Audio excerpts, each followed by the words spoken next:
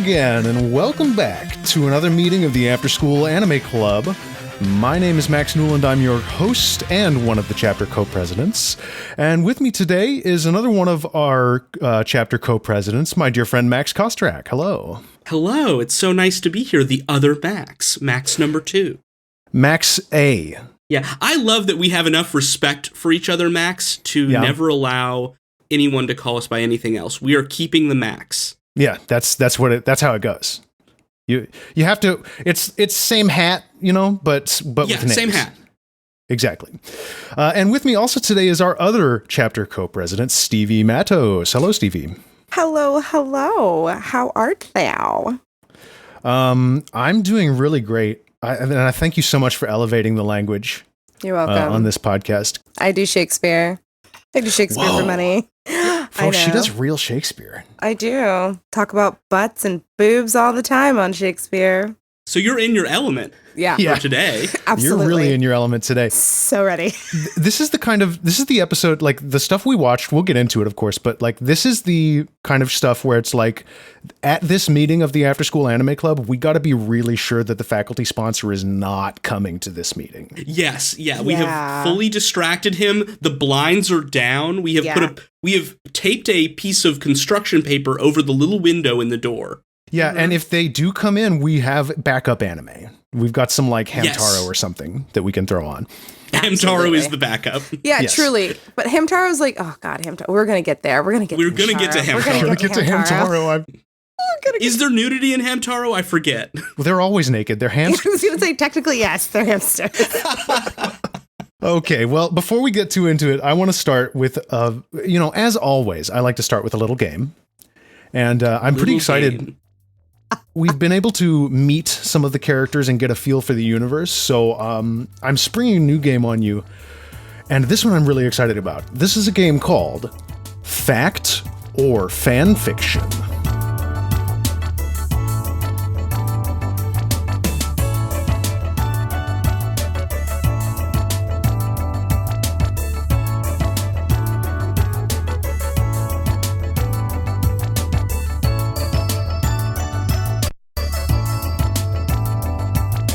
Oh my god. Okay, so Tenchi is one of the rare like anime franchises where the anime came before the manga. So in 1992 when this was released, there was not a Tenchi manga. There is now a manga called No Need for Tenchi, has 12 volumes. I read most of them as a child, and its story is even more bizarre and goes in even more wild places than the TV show does. And so specifically what I have here is 6 scenarios, 3 of which come from the Tenchi manga. And I picked them because this is an anime-focused show and there's other Tenchi series and I didn't want to spoil anything. Okay. And I have 3 scenarios that are fan fiction that I got from either fanfiction.net or AO3. And I just want to be scared of this one. I am truly sweating. I have to be so clear about this. I did not read these. I just skimmed them to get an outline of the plot. I do not endorse any of these fan fictions, especially because they kind of come from an era when it wasn't considered good form to tag stuff in your fan fiction. So because it could be anything. Yes, it could be absolutely anything. So I'm going to name these, but do not go look them up unless you're prepared for that. So just be warned. Okay, so Kostrak, you went first with the last game, so we're going to start with Stevie this time. Okay. That's fair. So here is your scenario, and it might sound a little familiar.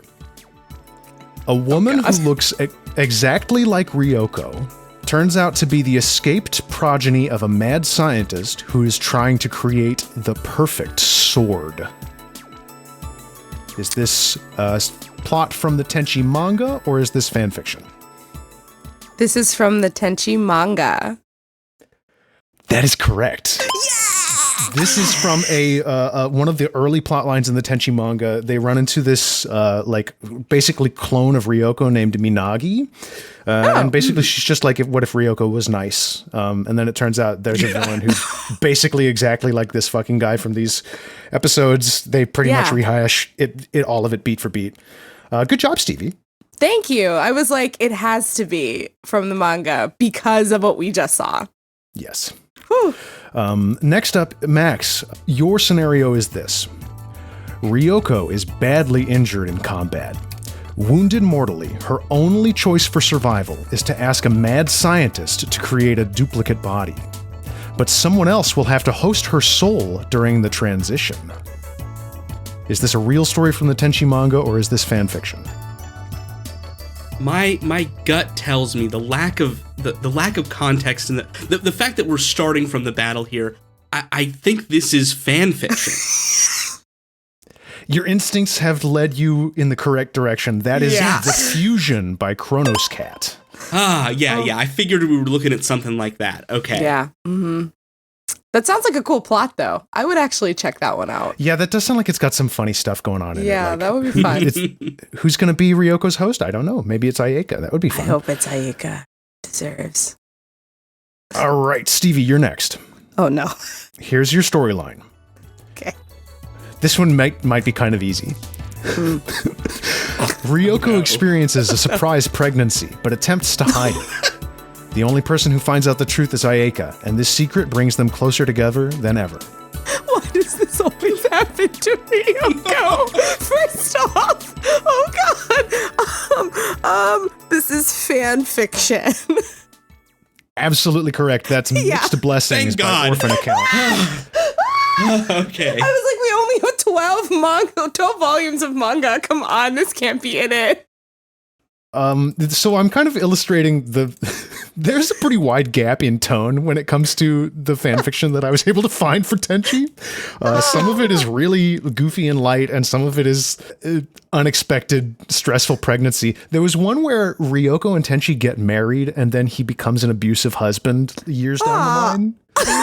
No. I think that says so much more about the author. Oh, yeah. Yeah. You're bringing a lot to this. Oh, God. Okay, the score is 2-1. Max, you're up next. Okay. Here's the scenario. Sasami is scouted by a reality TV cooking show where she ends up in the finals against a child who looks exactly like Kagato.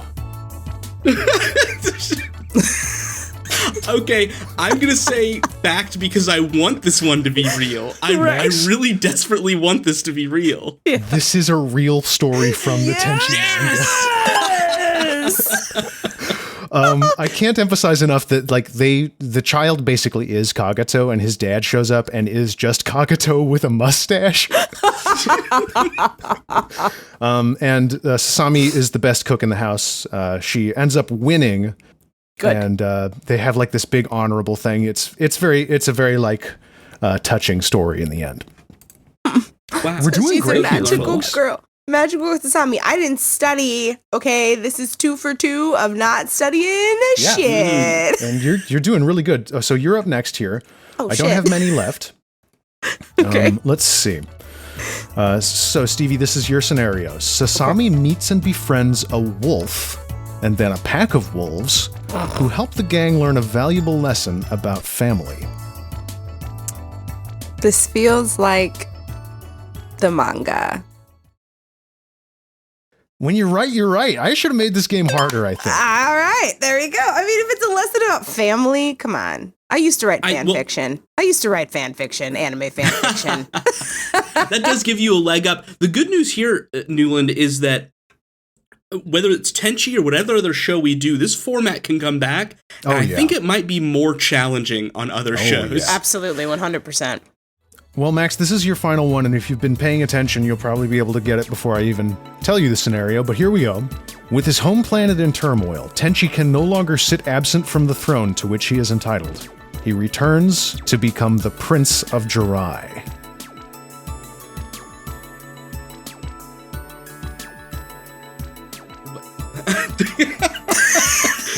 Is that not just what happens? I don't know. I'm going to say this is fan fiction because I can't actually imagine him taking a throne. That was The People's Prince by Damien. Yes, that was a fan fiction story. Nice! Sounds extraordinarily boring to me. Yeah. I don't know, maybe there's hijinks in Jirai. I mean, one can only hope. I mean, otherwise it sounds like a really boring place to be. Hijinks. I said it. She did, and nobody can say you didn't. Sorry. Haters will say it's not real, but it is. Jeer hijinks on Jirak. Well, it's time for us to get up to some Jeer hijinks, I think.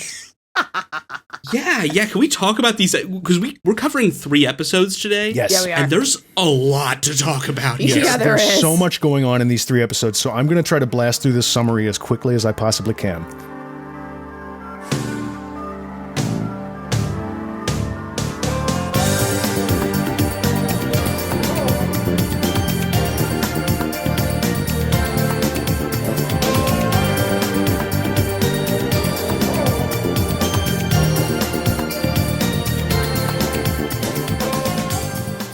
Okay, here's what we watched.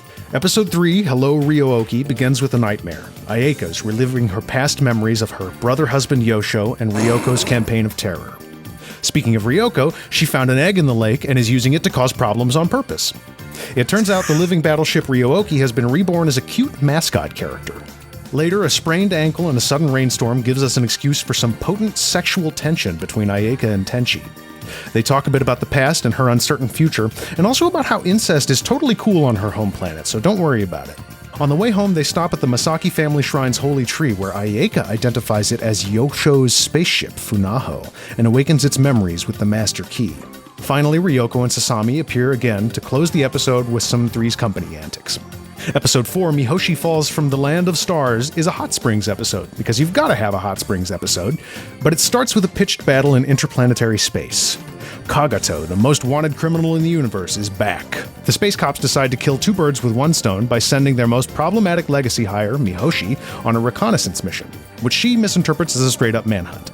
Meanwhile, on Earth, the extended Masaki family is making their annual trip to the hot springs, where Tenchi's dad attempts to bond with him by sexually harassing his house guests. Ryoko turns the tables, kidnapping Tenchi to the ladies' side of the spa, and after sparring over his attention, Ryoko and Ayeka come to blows. When the demon Ryoko summons goes out of control, it's up to Tenchi to save the day with his magic sword, but the fight is interrupted by Mihoshi's ship falling to Earth through a wormhole or something.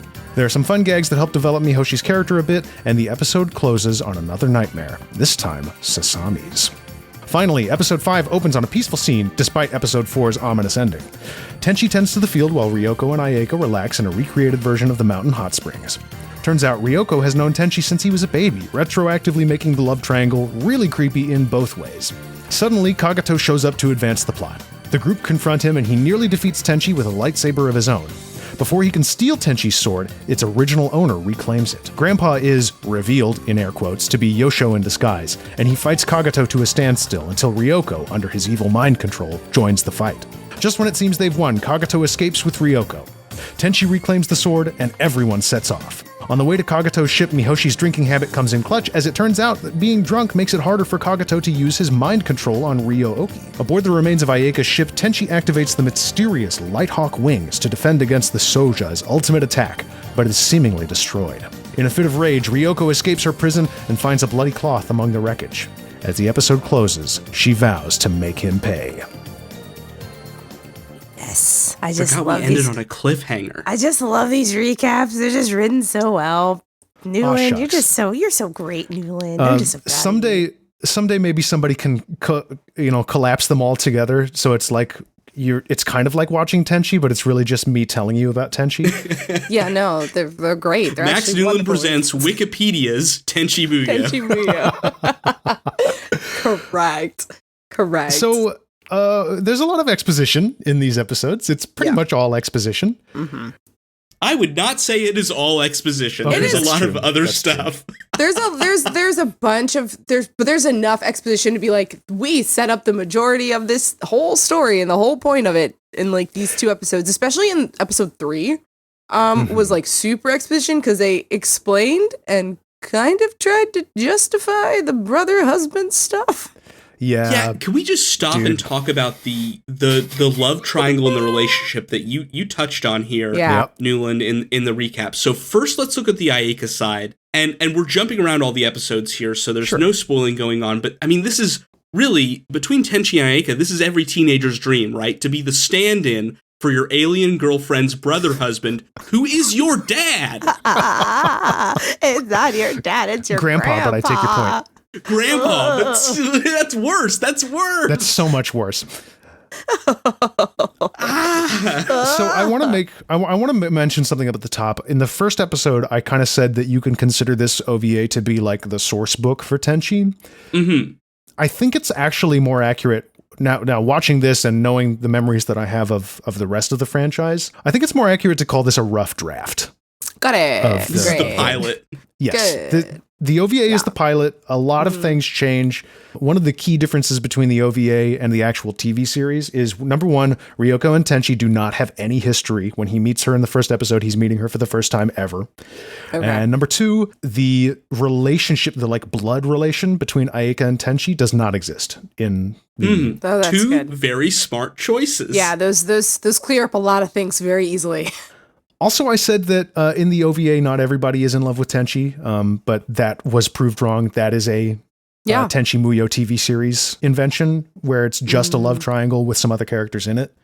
As we see in this one, Mihoshi has like a little burgeoning crush on Tenchi. Right. Like I my thing with the Ayeka grandpa thing is that like I think the thing that really like kind of threw me at the time. Well, I guess, you know what? I know why it didn't. I just explained that out. It was like, why didn't Ryoko react to that? And then it's because Ryoko was possessed at the time. But yeah, like Ryoko was possessed because I think Ryoko would have been like, you've been here this whole time? Because it's the entire reason why she was mad. Because theoretically, that means that grandpa like sealed her away and like mummified her for like 200 years. I think my favorite thing about Ayeka, I guess we kind of get this in like Ayeka's dream about how Ayeka somehow never knew how exactly her brother husband, can't say it without wanting to throw up, was like her half brother. Like, how did you not know? But then at the same time, it's like, I guess it makes sense because you were very small per your really sad dream you had. I think there is a line where baby Ayeka says, "Brother, one day we will be married," or something like that. Yeah, she absolutely does. Yes, and it's one day I will be your bride is the literal. So I sew while I watch Tenchi because I have a lot of things that have just like lost buttons, like I truly have. And then you reap when we talk about it on this podcast. I do. No, but I was sewing, and when she said that, I nearly stuck a needle through my thumb because I was like, okay, I didn't know. You're like 6. Why are you thinking about this at this age? So that's another question that I have. Like, so this scene occurs when Ayeka is a baby, so her only memories of Yosho are from when she was a very young child. Yeah. Or did she grow up with him and then he had to leave? I don't think it's made clear, really. It's also not super important, I guess. Yeah, because they refer to this dream in the episode prior, but she's the same age, obviously, in both parts of the dream. But does anybody remember? I don't think he says anything about having to leave. I think they're just talking about the future as if like she's just been betrothed to him. Yeah, and then the Ryoko thing happens. So I guess somewhere in the timeline, Ryoko comes and like starts messing stuff up on Jirai, and then Yosho has to go chase after her. And like take care of it, I guess. I don't remember. I don't think so, but I don't think there's any reference to it between the time of when like she gives him the lily and is like, it's the color of your hide, to like when we meet her and she's like, I've got to go find my brother husband. Where is he, Ryoko? Let's talk about the Yosho side of that for side of that for a second. Yeah. He doesn't. Grandpa doesn't really seem to like. He's surprised that she was all like, "Let's get married," and is still into that, right? Yeah, because he's all like, "Oh, you wouldn't like me because I'm old." Because he immediately tries to throw. He's like, Tenchi I assumed we were together. done when I became an old man. Right. So it's like, cool. So you obviously emotionally were not aligned with Ayeka at all on this. Also, he had started a secret family on Earth, I guess. So I don't know. I think about truck drivers and their secret families. Not every truck driver has a secret family, but many secret families are made by truck drivers. Yosho's the truck driver of the situation? I don't know. Intergalactic long haul space tree trucker, Yosho. Matt Miller's Yosho voice is too funny to be real.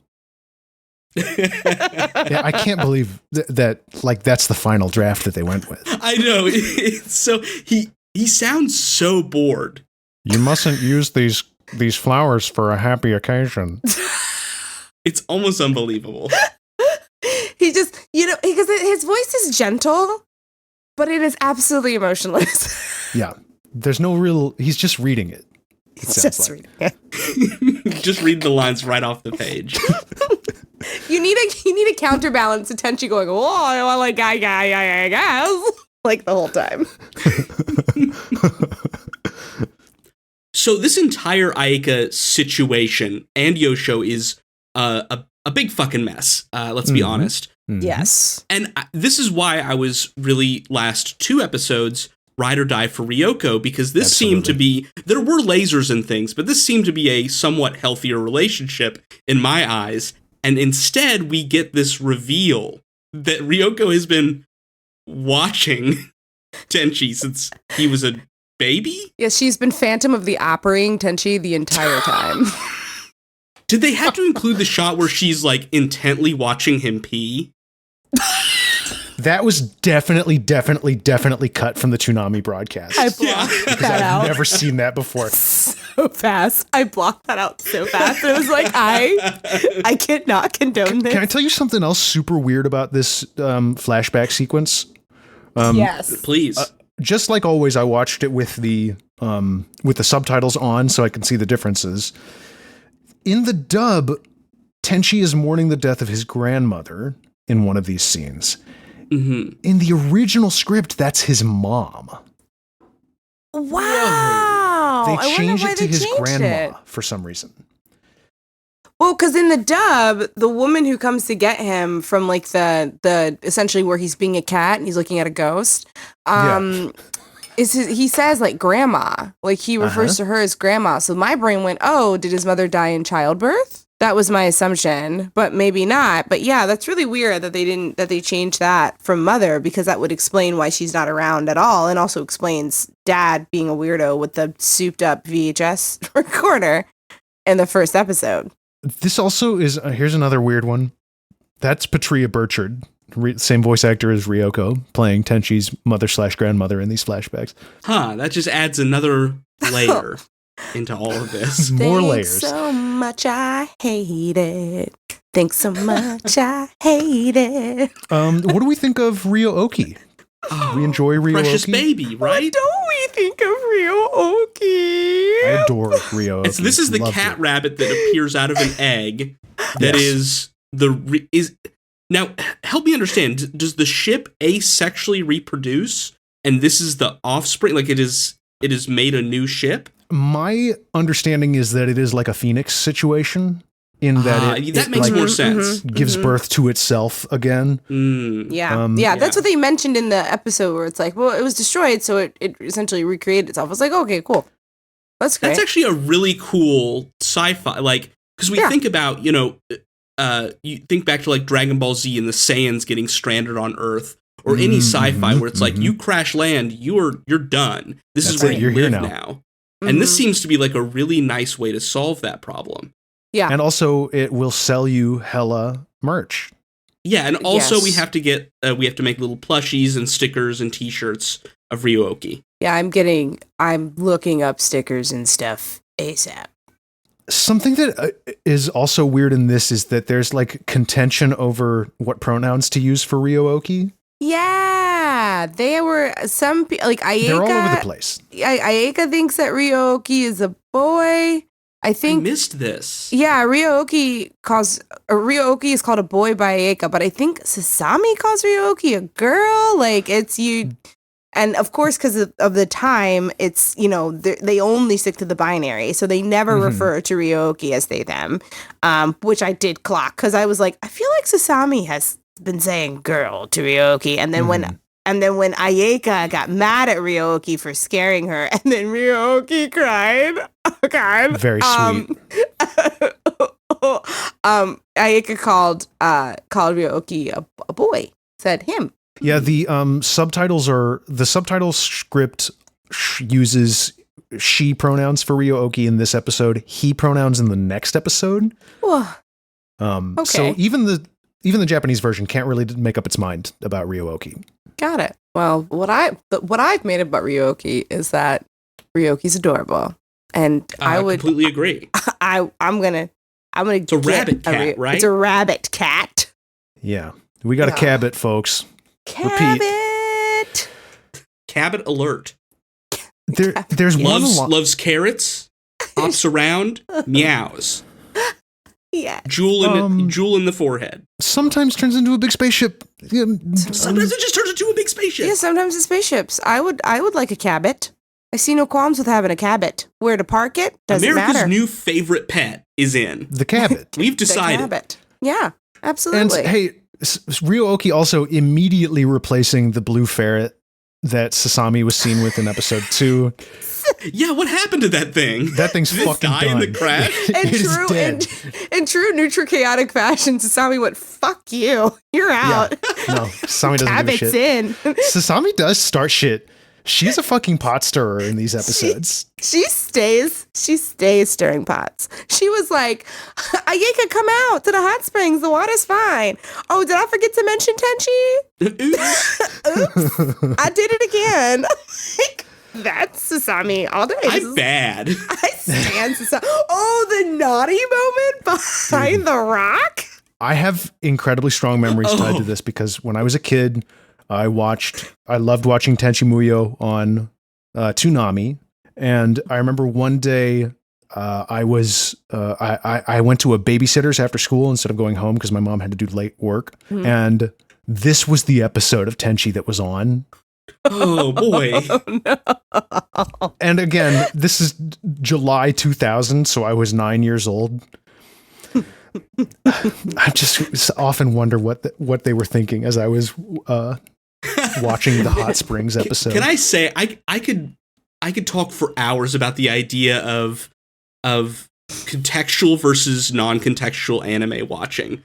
Like anytime I am watching an anime and I know there's someone else in the vicinity who can see this that does not understand what's going on, all I can do is put myself in my head. What are you thinking about? What is this? How do you clock this? Yeah. That's 100% all my brain power immediately gets devoted to thinking about that situation. 100%. Because, like, I have definitely, like, when I had a roommate, my old roommate is amazing. But I would walk in on him, you know, watching something like Jormungand, or I'd watching like Ace of the Diamond. And obviously, because I am also an anime watcher, you know, I'm coming in like that black woman with the glasses at the award show gif, like chewing gum, being like, real what's going on real. in here? But it's very much, it's very real, recognize real. But there is a moment where I have definitely walked in on, like, maybe there was also one that was like about rollerbladers. That one, I was like, what the fuck is this, my guy? What is this? What is this one? Because it was really weird. And I was like, I don't understand this one at all. And he was like, no, it's cool. Just wait. And I'm like, okay, I know what it means to just wait when you're talking about anime, because you might have been at a weird point or a filler episode or something. But yeah, no, I'm like, are you worried that I'm judging you? No, kind of. A titch, but it's fine. Maybe it'll shake out. The judgment of an anime fan is something that I can bear. Yeah, exactly. You know, I can shoulder that burden.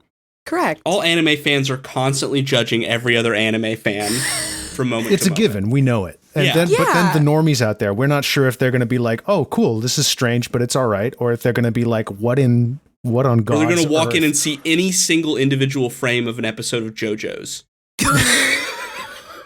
I will put in the Discord the man who was doing redneck anime TikToks for you, and he did JoJo, and it's very good. I will watch that. There's a moment in episode 3 I'd like to address, and I don't know if this stood out to you guys. It's when Ayeka she stumbles upon Tenchi and Grandpa doing sword training, and she falls and hurts herself. Oh, yeah. Tenchi looks down at her ankle, and the line as I hear it is, red blood. Yep. So it's because he knows that she's an alien. Yeah. Oh, shit. Yeah. Okay. But at first, I was like, good job, Tenchi. You learned something in biology class.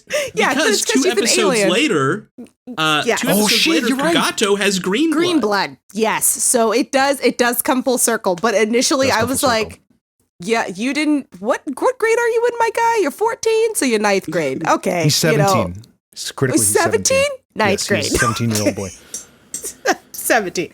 And I'm like, red blood. Okay, you listen somewhere. But yes, no, then Kagato's blood is in fact green. And at first I was like,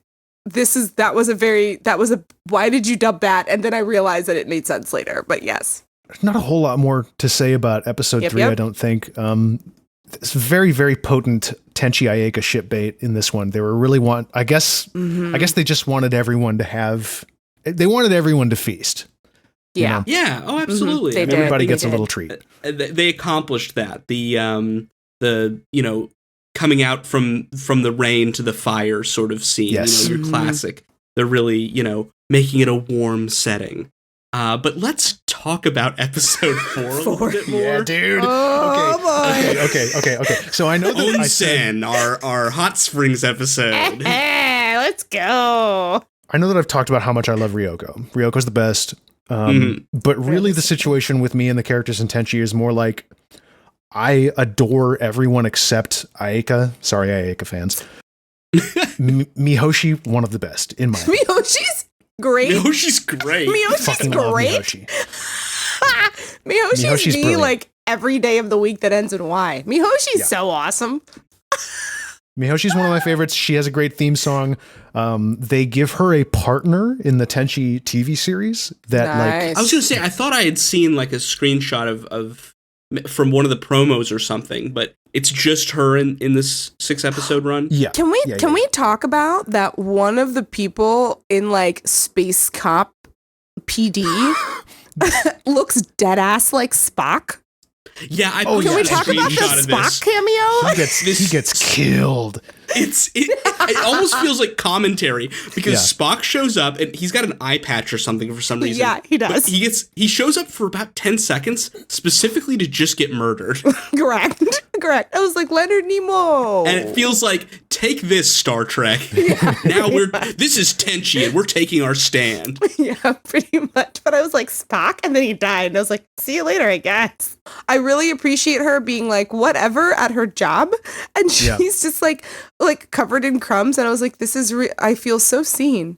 How do relatable. I was like, why are all these women me at different parts of the day? She's a messy girl. Everybody likes a messy character. She's such a messy gal. A messy, drunk space cop. Oh, yes. That's right. Apparently, not only a legacy hire, but actually good at her job, even though she causes a lot of collateral damage. Yes. That's a great trait, not just a mess. Right. Can't fire me because I still get the job done. Never mind the wreckage left in my way. Grandpa will fire you. Yeah, exactly. But I do like her because she's still like, she's not toxically positive, but she's still like this beam of trying to find the good in everything, even when things are going horribly wrong. Like when our darling Cabot bit her gun in half, and she was like, "Oh no, please hold still, but please also don't eat my gun." Excuse me. The gag with her like wristwatch device and Ryoko, when Ryoko gives it back to her and is like Ryoko's trying to get her to realize that I'm a dangerous criminal. The line, "Are you a jeweler?" The read, incredible. Because it was such a good build, and I would have been just as delighted if it was a slow realization of who Ryoko was. But then when it went completely in the other direction, I too fell out of the chair. So I was like, no. I don't usually get caught off guard by a joke in this timeline, but like they really built it up like she was going to reveal. Yes. And then the jeweler line. But it worked out because her statute of limitations had expired, so technically Ryoko was no longer wanted. Yeah. Yeah, she doesn't care. And that was what I was thinking right before she said jeweler. I was like, wait, but Ryoko can't be wanted. And then she's like, jeweler's like, oh no, even better. This kind of illustrates even more that like Ayeka's whole deal in this is extremely personal and only initiated under the lightest of pretenses. Correct. 100%. Oh, quick thing about episode 3 before I go back to episode 4. One, really want to comment on that, on the way that they built that relationship between Tenchi and Ayeka. One, because Ayeka was an absolute just like PETA at the beginning of that episode. And so it was really nice to see how they kind of talked about her having this grief and like having like working through it. But also that was also just really pretty. That was just like a really beautifully like animated and drawn like sequence of panels, like them at the fire and her being wet and them drying off. It was actually beautiful. I was like, I need that shade of purple everywhere in my home. This like, show's gorgeous. This show's unbelievably beautiful. I talked about it in the Discord chat, and I've talked about it on Twitter a lot already, but like there are hand painted backgrounds that are on screen for like maybe 10 seconds that are incredible. Yes. And if you're watching the like HD version of it, you can even see, this is one of my favorite things in like watching old HD cartoons. You can see the shadows of the animation cells. Yeah. Oh, it's so cool. It makes me, I go like, oh, awesome every time I see it. Yeah. So that was the thing I wanted to, but jumping forward, using that thing in 3, and also to reinforce what you just said about Ayaka and how this is completely a personal thing for her. It is completely how when during the onsen scene, like almost all the onsen stuff, she comes out, she sees Tenchi talking to Ryoko talking to Tenchi, and she immediately gets like legitimately hot. Like she gets like super mad about it. And it's like as if like everything that she talked to Tenchi about in the shack didn't matter. She like, she absolutely 16-year-olded all over that thing. And I was like, I hate you, but I love you because I hate you. and this is a great character moment for Ryoko as well, because Ryoko's behavior is also being informed by that exact situation. Yeah. She's like all over Tenchi, and because she's jealous now. She's become like actually jealous of the bond that he and Ayaka have. And so she's turning it up to 11 basically. Absolutely. 100%. And oh man, I am actually very disappointed in Ayaka for these swaths of episodes, because I started making a list of all of the insults, and I only got 2 insults out of Ayaka in regards to Ryoko. What were those 2? It was fossil woman. Okay. And what did she say? She called her a fossil woman, I think also in episode 3, because it was about the egg. And a monster woman, which wasn't necessarily fossil woman was better. Less creative. But when Ryoko got back to, I mean, you shouldn't be making comments about people's bodies, but when Ryoko got her with the boob comment, I was like, dang. I mean, you out, ma'am. A quick shout out to Ryoko's VA also in this episode. Yeah. She hits the word naked like nobody else has in my entire, like, I heard naked. It reverberated out of the computer. Naked? Yes. It made me sit up straight.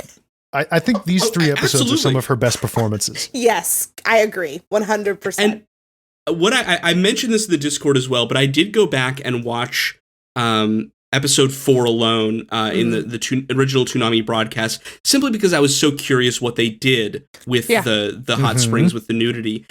And the answer, as we had discussed, is they just added some swimsuits over everything. I think it was a lot of work. It was so much work. Obvious as it turned out. Had to have been. So much work. And when you look at Ayaka completely too, it's like, I look at Ayaka versus Ryoko. Ryoko needed a bathing suit. Ryoko completely needed a bathing suit for essentially for the daytime airing on Cartoon Network. Ayaka didn't actually need one. So I was like, what? Why did you do that? She was sitting in a towel the there was one time where she's not. To keep up with the continuity of they are all in bathing suits and this is totally normal. Right. There's no nudity. That's how they do it in Japan, right? Yeah, right. They bathe in the nude, or they bathe in swimsuits. It's a nation full of never nudes. And it's so brave of Tenchi Muyou to bring that to the world stage. So we can get some attention.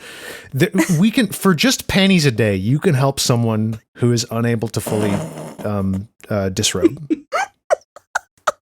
There are dozens of us. I have, in fact, improved my credit with underwear. So I understand. Savage by Fenty. Okay. I absolutely improved my credit with the Rihanna Fenty panty plan. Are you talking about like credit score credit? Yes. You're saying your credit score is higher because you buy the right underwear? Correct. They check for that? I don't know. We don't have. It's too long to explain on the podcast. We don't have time to interrogate this. Legitimately improve my credit buying lingerie. So if you want to know, check out Stevie's Twitter for a step-by-step breakdown of how you can improve your credit score.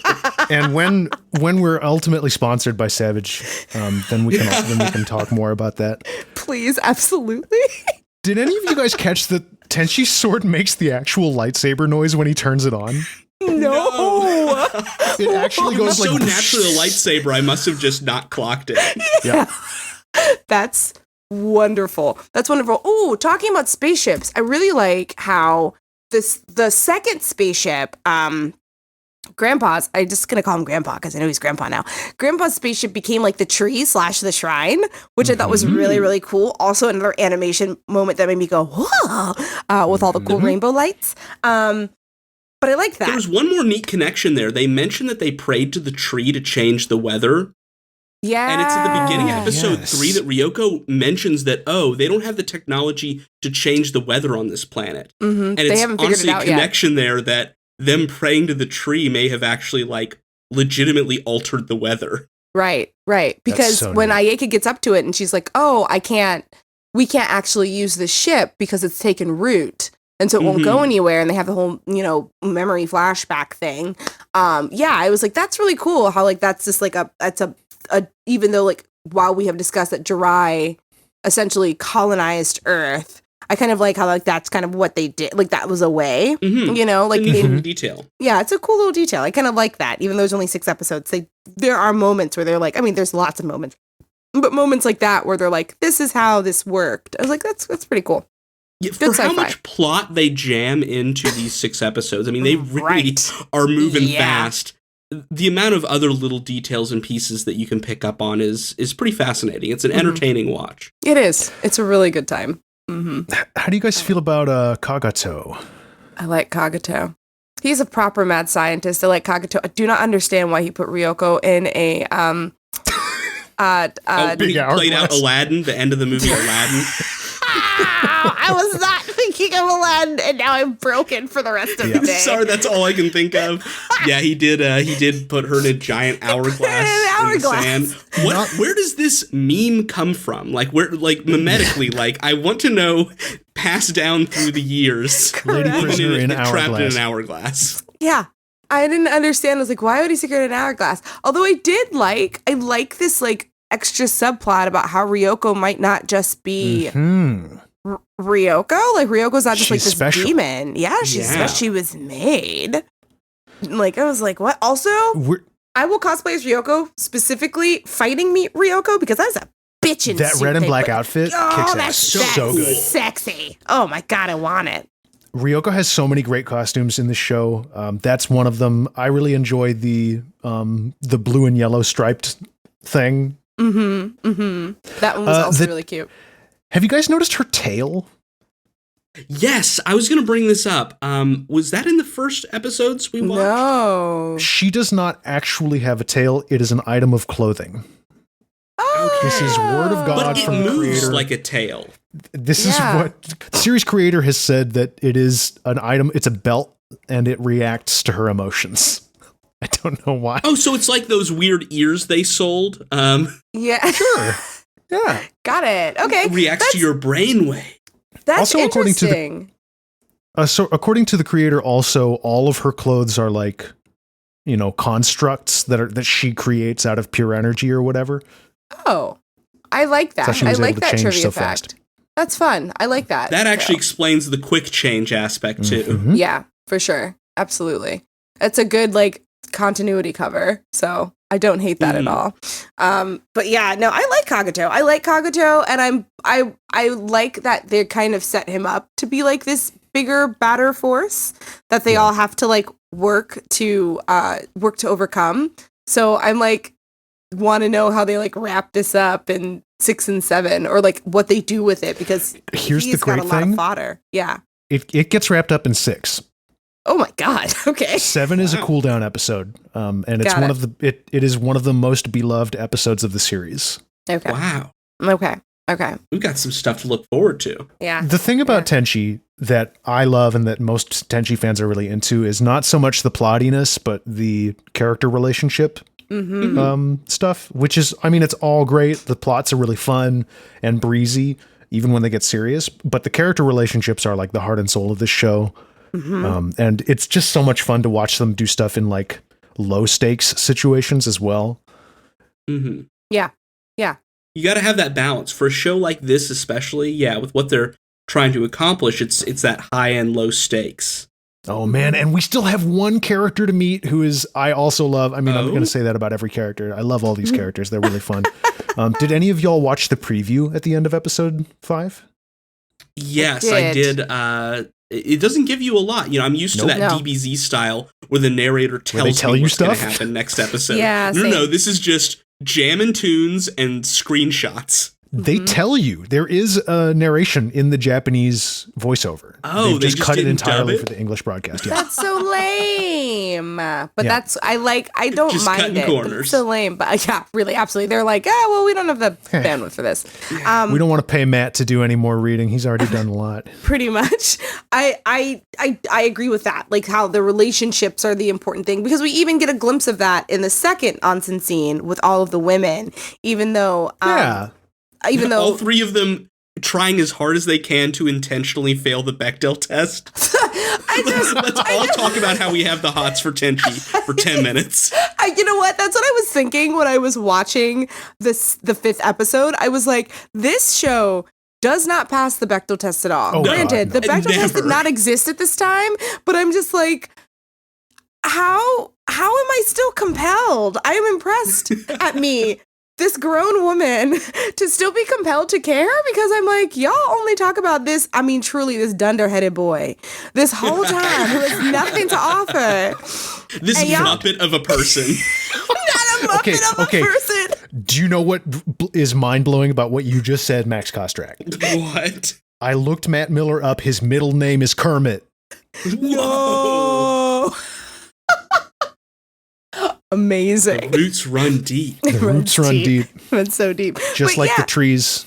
Like the trees. Like, I just love the fact that you're still compelled because they actually care. It's not like these women are trying to they are trying to date Tenchi or be Tenchi's partner for forever. But at the same time, they do actually care about each other, at least to some degree, right? Like, they have a relationship with each other. Correct. That is. Yeah, they don't purely exist in relation to Tenchi. Correct. And also Tenchi is not really, I would go as far as to say that Tenchi does not really feel like the point of view character for this show. No, I agree with that. He's in all the scenes and things pivot around him, but it feels like he's just kind of there. And, you know, we get an understanding of him, but we're not really seeing the world through his eyes. No. Mm-mm.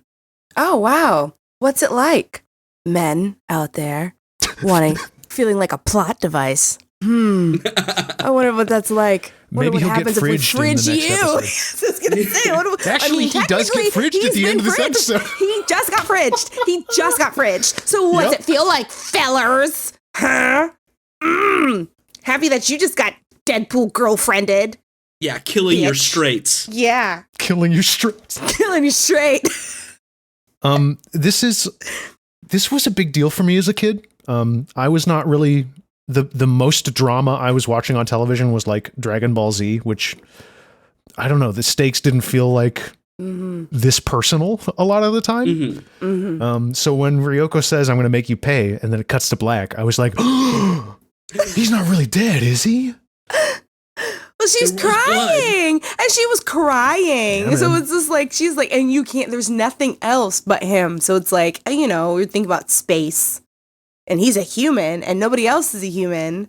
So it's like, yeah, no, it was a big. Oh yeah, have we established space rules, by the way? Like, no. Is he just dead, or is this like one of those you can hold your breath in space kind of dealios? Clearly, Ryoko's not bothered by the vacuum of space.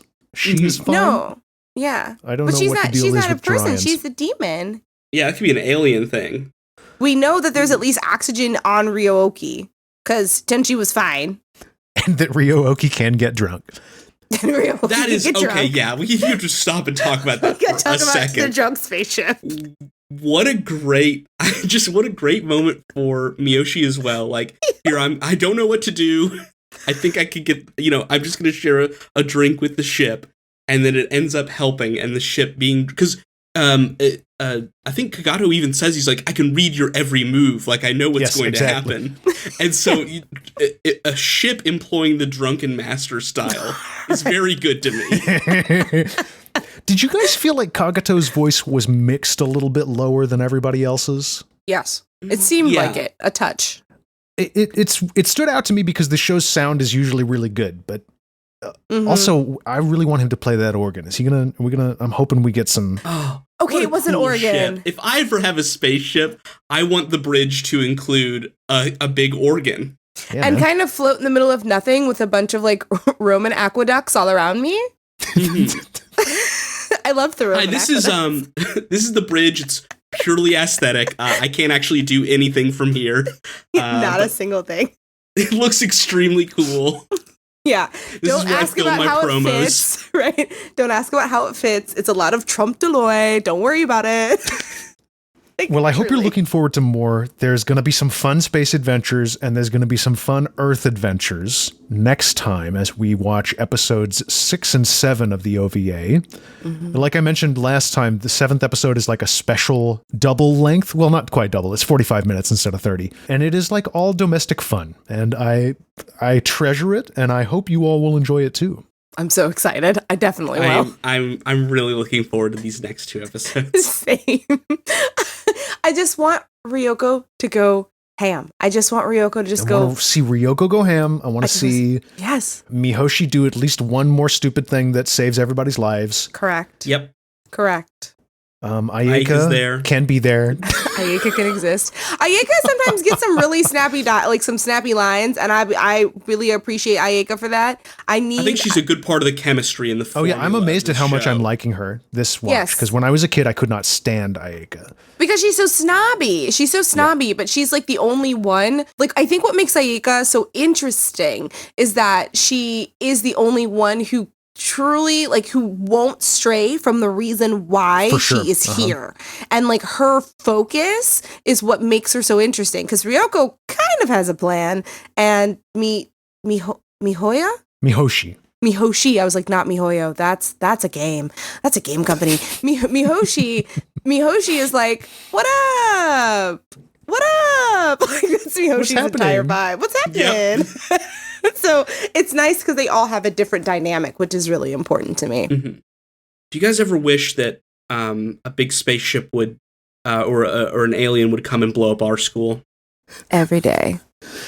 Every day, Practically Max. truant. Every day. It really is the dream. Anyway, sorry. The dream.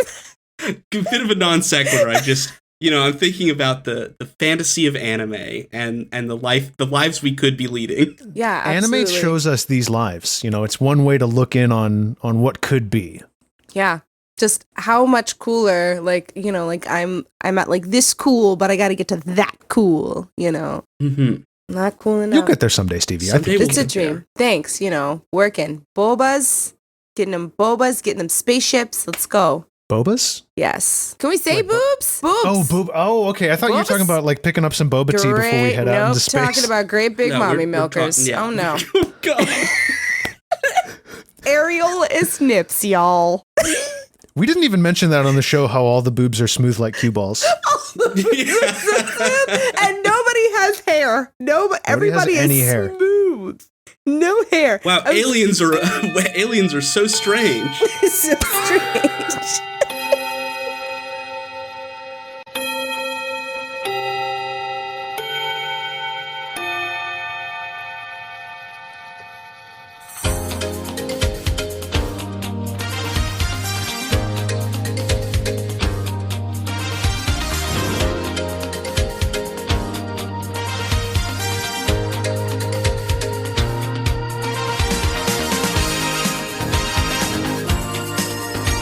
Okay, we gotta end. That bell means this week's meeting of the After School Anime Club has come to a close. It's been a pleasure hanging out with you, and if you'd like to follow us online, you can at Anime Club Pod. I'm on Twitter at @MaxNewland_Kostrak. If folks want to find you on the internet, where can they do that? You can find me on Twitter. I'm Safety Dog. It's Max_attacks. I don't really do anything special there, but you can come say hi. And how about you, Stevie? Well, you can find me also on Twitter as A Smattering, all one word. I'm also on Instagram with the same handle. Come see me do karate and stuff, I guess. Just like my favorite anime. Oh yes, karate anime. those are coming up soon. Since our show is so new, the best thing you can do to support us is leave a 5-star review with a rating on Apple Podcast or your podcast platform of choice. If you leave us a 5-star review that's particularly funny or entertaining, I will read it on the air. And again, the no chicken-headed shit rule applies. It's got to be funny. No chicken-headed shit. It's got to be entertaining. Absolutely none. Be cool. It's not that fucking hard. Really not, actually. I'm drawing a hard line right now. Same as with the no chicken headed It's not hard to be cool. Come on, don't fuck around. Don't fuck around. But also, Fuck we around. respect you, and please give us a 5-star rating. Yes, please. And again, we are so glad we got to spend this time with you. Thank you for listening, and we'll see you at the next meeting. Magic, nothing else matters 'cause they know it will stay. And I know somehow I spell will not ever be broken. Timeless and real, making me feel. After School Anime Club is a proud member of the Moonshot Network. Find more great shows like ours by following @MoonshotPods on Twitter and Moonshot Network on Twitch. You can also support the work we do at patreon.com/moonshotnetwork. Don't think of stopping.